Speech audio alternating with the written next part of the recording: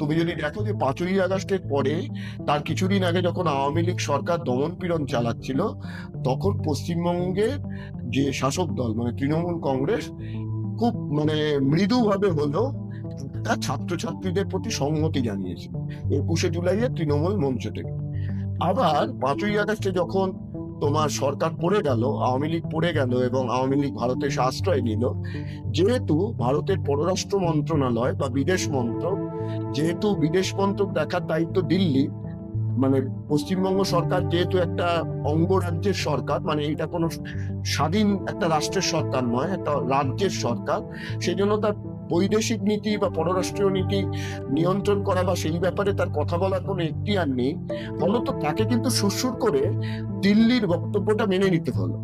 এবং সেইখানে একটা অদ্ভুত, এখানে একটা জাতীয় ঐক্য বা রাষ্ট্রীয় ঐক্য তৈরি হলো বাংলাদেশ প্রশ্নে, যে খুব খারাপ ব্যাপার হয়েছে যে আওয়ামী লীগ সরকার পড়ে যাওয়ার ক্ষেত্রে। এই একটা হলো, মানে যে তৃণমূল ছাত্রছাত্রীদের আন্দোলনকে সমর্থন করছে, তারা কিন্তু ঢোক দিলে 180 ডিগ্রি বিপরীতে গেল।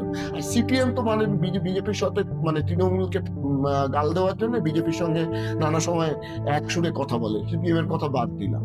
এমনকি যে নকশালপন্থীরা বা র্যাডিক্যাল লেফটরা, তারা যারা সরাসরি রাস্তায় নেমে আওয়ামী লীগ ফ্যাসিস্ট রেজিমের বিরোধিতা করেছিল, তারাও ঢোক গিলতে শুরু করলো।